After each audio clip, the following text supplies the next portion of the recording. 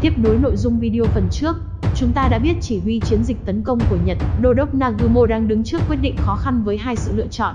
Thứ nhất là ngay lập tức cho các máy bay phóng đi để tấn công hạm đội Mỹ vừa phát hiện.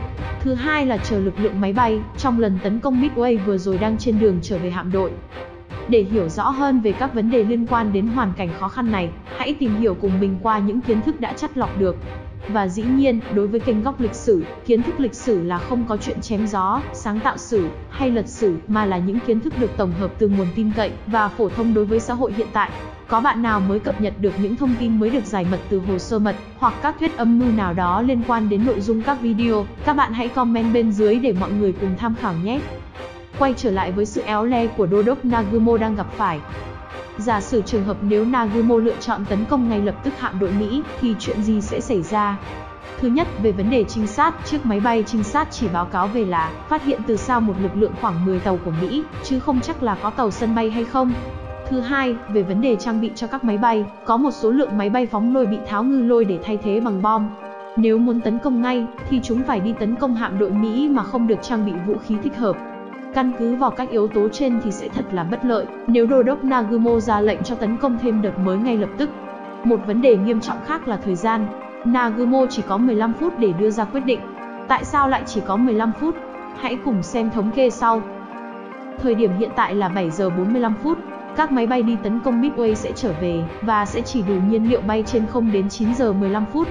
Trừ đi thời gian hạ cánh, toàn bộ số máy bay đó sẽ mất khoảng 30 phút. Vậy là sẽ đến mốc 8 giờ 45 phút. Thời gian còn lại chỉ là khoảng 1 giờ đồng hồ. Nhưng phải trừ đi khoảng thời gian trang bị vũ khí và cất cánh cho đội bay mới sẽ mất khoảng 45 phút nữa. Vậy là Nagumo sẽ chỉ còn 15 phút để đưa ra một quyết định mang tính sinh tử. Nếu chậm trễ, các máy bay trở về sau đợt tấn công đảo Midway sẽ phải tập bơi trên mặt biển, chứ không phải bom tàu sân bay. Chỉ huy hậu quân, Phó Đô đốc Yamaguchi đánh điện đề nghị Nagumo tấn công ngay với lực lượng sẵn có trong tay, song Nagumo đã từ chối. Vậy là Đô đốc Nagumo đã chọn phương án mà bản thân thấy an toàn hơn, đó là đợi các máy bay từ đợt tấn công trước trở về và phục hồi lại chúng. Rồi sau khi đã chuẩn bị được lực lượng mạnh nhất, Nhật sẽ tung ra đòn tấn công mạnh mẽ vào hạm đội Mỹ. Phương án này đúng với tính cách cẩn thận tỉ mỉ vốn có của bản thân Đô đốc Nagumo. Và nếu đối với nhiều vị chỉ huy khác rơi vào hoàn cảnh này, sự lựa chọn cũng có thể tương tự như vậy. Vậy là ta đã hiểu về hoàn cảnh khó khăn của Đô đốc Nagumo vào thời điểm đó. Quay lại về với thời điểm hiện tại. Bây giờ là 7 giờ 45 phút. 2 phút sau, vào lúc 7 giờ 47 phút, 16 máy bay ném bom bổ nhào SBD Dauntless của thủy quân lục chiến bay từ đảo Midway ra tấn công hạm đội Nhật.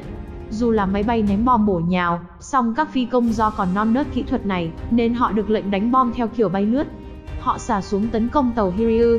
9 chiếc tiêm kích Zero đang bay tuần tra trên không đã lao ra tấn công nhóm máy bay Mỹ. 6 máy bay Mỹ bị bắn hạ, những chiếc khác kịp thả bom nhưng tất cả đều đánh trượt. Chiếc Hiryu vẫn bình yên vô sự.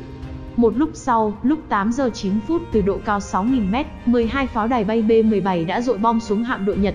Từ độ cao này, những chiếc B-17 đã vượt qua lưới lửa hỏa lực phòng không của Nhật. Nhưng tất cả bom thả xuống đều trượt do thả ở độ cao quá lớn. Lúc 8 giờ 30 phút, 11 chiếc SB-2U đã tấn công thiết giáp hạm Hahuna. 6 chiếc SB-2U đã bị bắn rơi, và Hahuna thoát được mà không bị thiệt hại. Lúc 8 giờ 20 phút, một tin rất xấu được báo về cho Đô đốc Nagumo. Đó là phát hiện 3 tàu sân bay Mỹ ở hướng Đông Bắc. Như đã phân tích ở trên, Đô đốc Nagumo đã chọn phương án đợi các máy bay tấn công Midway trở về hạm đội. Và sau các đợt tấn công vừa rồi của Mỹ, các máy bay Nhật sắp trở về hạm đội. Hạm đội Nhật bây giờ chỉ biết chờ đợi để sửa chữa, trang bị lại cho máy bay để tấn công Mỹ đợt mới. Và giờ Đô đốc Nagumo dù hối hận cũng không kịp, vì không thể nào tung ra ngay lập tức một đợt tấn công vào hạm đội Mỹ. Nếu ra lệnh tấn công ngay, thì các máy bay trở về sẽ không có chỗ hạ cánh, và họ sẽ phải vứt bỏ số máy bay đó. Đó là điều không thể chấp nhận được. Và cũng do trinh sát sai vị trí phát hiện hạm đội Mỹ ban đầu, mà hiện tại hạm đội Nhật đã bị rơi vào vùng nguy hiểm, các máy bay Mỹ có thể đến tấn công bất cứ lúc nào. Không lâu sau khi các tàu thu hồi các máy bay trở về, các máy bay đậu trải đầy trên sàn các tàu sân bay. Lúc 9 giờ 20 phút, nhóm VT-8 gồm 15 máy bay phóng lôi TBD, cất cánh từ tàu sân bay Hornet tấn công hạm đội Nhật mà không có máy bay hộ tống. Lực lượng tiêm kích Zero bảo vệ trên không ngay lập tức ra đánh chặn. 21 chiếc Zero đã bắn rơi toàn bộ nhóm VT-8 này. Chỉ có một chiếc kịp phóng ngư lôi nhưng bị trượt, rồi sau đó cũng bị bắn hạ. 29 trên 30 phi công Mỹ tử trận. Sau đợt tấn công vừa rồi, chỉ 5 phút sau, lúc 9 giờ 40 phút, nhóm VT-6 gồm 14 chiếc TBD, xuất phát từ tàu sân bay Enterprise tiếp cận hạm đội Nhật. 29 chiếc tiêm kích Zero đã ra đánh chặn nhóm VT-6. 9 quả ngư lôi được thả nhưng không gây thiệt hại. 10 trên 14 chiếc của Mỹ bị bắn hạ trong khi một chiếc Zero bị bắn rơi. Một lát sau, lúc 10 giờ, nhóm VT-3 xuất phát từ tàu sân bay Yorktown, cũng gồm 12 chiếc máy bay phóng lôi TBD tiếp cận hạm đội Nhật. Lập tức nhóm Zero trên không còn lại kéo ra đánh chặn nhóm VT-3. Vậy là người Nhật đã tự đẩy mình trúng kế, dạng kiểu như điệu hổ Lý Sơn. 6 trên 12 chiếc trong nhóm VT-3 bị bắn hạ, trong khi Nhật mất vài chiếc Zero. Vậy là dù trải qua nhiều giờ đồng hồ với nhiều đợt tấn công của Mỹ, hạm đội tàu sân bay Nhật vẫn bình yên vô sự, mà không có hư hại nào trên các tàu. Điều đó chứng minh cho năng lực chiến đấu, kỹ năng của các phi công và thủy thủ Nhật. Nhưng, bây giờ là 10 giờ 20 phút, chính tại thời điểm này, hạm đội tàu sân bay Nhật dễ bị tổn thương nhất. Tuy rằng 3 nhóm máy bay Mỹ, VT-8, VT-6, VT-3 đã không tấn công được hạm đội Nhật và bị thiệt hại nặng, nhưng họ đã trực tiếp thu hút các máy bay tiêm kích Zero ra khỏi vị trí bảo vệ phía trên các tàu sân bay Nhật. Do đó, từ thời điểm này, các tàu sân bay cực kỳ dễ bị tấn công từ trên cao. Cộng thêm với việc các máy bay Nhật đã hoàn tất quá trình trang bị và sửa chữa, chúng đang đậu khắp trên sàn tàu để chuẩn bị cất cánh. Chúng đã được nạp đầy nhiên liệu, lắp đủ bom và ngư lôi. Nếu bị tấn công lúc này, chính nhiên liệu và vũ khí của chúng sẽ phá hủy con tàu.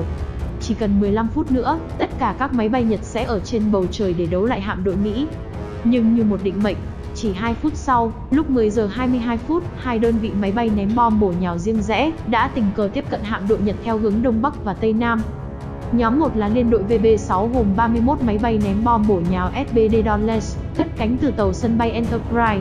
Lúc 9 giờ 55 phút, chỉ huy nhóm này đã trông thấy làn nước rẽ trắng xóa phía sau chiếc khu trục Nhật đang chạy thẳng về hướng Đông Bắc. Anh ta hy vọng nó đang tập hợp với tàu sân bay Nhật nên bay theo.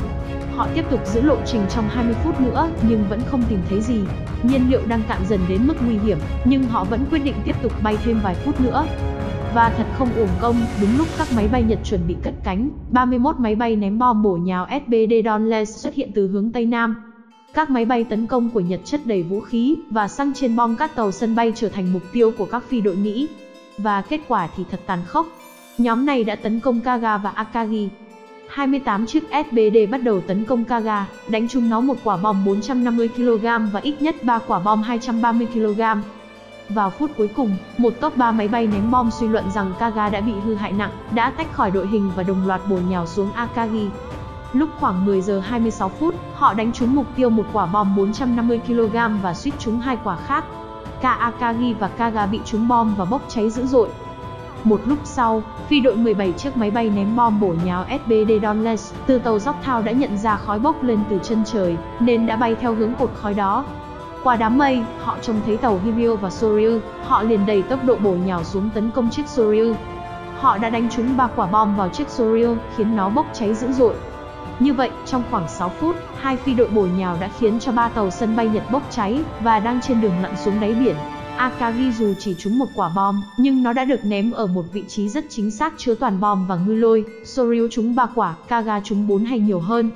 Bị trúng một vài quả bom thì có thể không đủ để phá hủy một con tàu sân bay, nhưng do xăng máy bay chảy tràn trên sàn chứa máy bay, kích nổ hàng loạt những quả bom và ngư lôi đang chảy khắp sàn tàu, khiến việc chữa cháy và kiểm soát thiệt hại là không thể thực hiện được. Cả 3 tàu bị loại khỏi vòng chiến đấu và sau đó thì chìm hẳn. Hiryu, lúc bấy giờ là hàng không mẫu hạm còn sống sót duy nhất của Nhật. Không để phí thời gian trong việc phản công, lúc 10 giờ 40 phút, 6 chiến đấu cơ và 18 máy bay ném bom bổ nhào đã rời tàu Hiryu để tấn công tàu sân bay Mỹ. Đợt tấn công đầu tiên của các máy bay ném bom bổ nhào đã đánh trúng 3 quả bom, gây thiệt hại nặng cho chiếc Yorktown. 13 máy bay ném bom bổ nhào của Nhật Bản và 3 chiếc tiêm kích hộ tống đã bị mất trong cuộc tấn công này. Tuy nhiên Yorktown được sửa chữa lại rất nhanh, đến nỗi đợt tấn công thứ hai gồm các máy bay ném ngư lôi Nhật cứ lầm tưởng nó là một mẫu hạm khác còn nguyên vẹn. 10 máy bay phóng ngư lôi Nakarima B-5N xông đến Yorktown, đánh trúng 2 ngư lôi, 5 máy bay ném ngư lôi và 2 máy bay tiêm kích đã bị Mỹ bắn hạ trong cuộc tấn công này. Thực ra, cả hai đợt tấn công đều đánh vào tàu Yorktown của Hoa Kỳ, nhưng nó vẫn chưa chìm. Tuy nhiên, nó không thể tham dự vào trận chiến được nữa.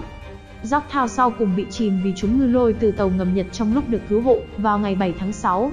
Loạt ngư lôi đó cũng đánh chìm USS Haman, là khu trục hạm được lệnh ở lại trợ giúp cho Yorktown. Khi các máy bay thám thính của Hoa Kỳ tìm thấy chiếc Hero của Nhật, khoảng lúc hoàng hôn, 24 máy bay ném bom bổ nhào từ Enterprise và Hornet của Hoa Kỳ, tung ra một đòn tấn công vào mẫu hạm còn sống sót duy nhất này. Mặc dù Hero được bảo vệ bởi gồm hơn một chục tiêm kích Zero, cuộc tấn công của Mỹ đã thành công. 4 quả bom, cũng có thể là 5 quả, đã đánh trúng Hero, khiến nó bốc cháy dữ dội và mất khả năng chiến đấu, và cũng chìm ngay sau đó. Vậy là trận chiến dần đi đến hồi kết sau những màn rượt đuổi nhỏ lẻ nữa. Ta cùng tổng hợp lại thiệt hại của hai bên. Nhật Bản với 3.057 người chết, mất 4 tàu sân bay, một tuần dương hạm nặng chìm, mất hơn 200 máy bay và một số tàu thuyền khác bị hư hại. Mỹ mất một tàu sân bay, một tàu khác, khoảng 150 máy bay và khoảng 300 người. Rõ ràng Nhật đã thua đậm trước Mỹ trong trận chiến này. Và điều kinh khủng hơn là họ đã mất các tàu sân bay lớn, cùng các phi công giỏi nhất, nhiều kinh nghiệm nhất của mình. Thất bại tại Midway đã chặn đứng tham vọng của Nhật, có thể coi như là xoay chuyển mặt trận Thái Bình Dương. Một nguyên nhân quan trọng khiến Nhật thất bại trong trận này là do thua thiệt về công nghệ.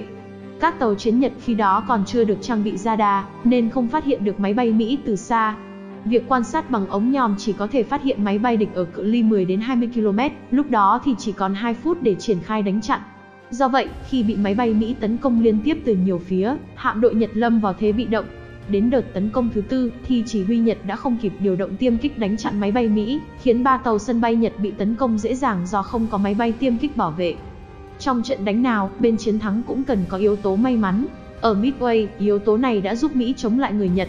Phi đội ném bom Mỹ tình cờ tìm thấy hạm đội Nhật đúng lúc họ sắp hết nhiên liệu và định quay về. Đúng lúc các tiêm kích Nhật đang bận đối phó với một phi đội Mỹ khác, và cũng đúng lúc các tàu Nhật dễ bị tổn thương nhất. Chỉ trong 15 phút định mệnh đó, 3 sự may mắn đã liên tiếp đến với phi đội Mỹ. Sự trục trặc nửa giờ của máy bay trinh sát từ tàu Tôn cũng đã làm chậm đòn tấn công của Nhật mất 30 phút. Nếu không có vận xui này, thì các tàu sân bay Nhật đã kịp tung ra đòn tấn công trước khi máy bay Mỹ có thể chạm đến được hạm đội Nhật. Trong chiến tranh, có những thời điểm dành cho sự thận trọng, và cũng có những thời điểm cần dành cho sự táo bạo trong việc chỉ huy tác chiến. Và tất cả đã tạo nên dòng chảy lịch sử không thể thay đổi, ảnh hưởng sâu sắc đến các sự kiện về sau, trong cuộc chiến đẫm máu mang tên Chiến tranh Thế giới lần thứ 2.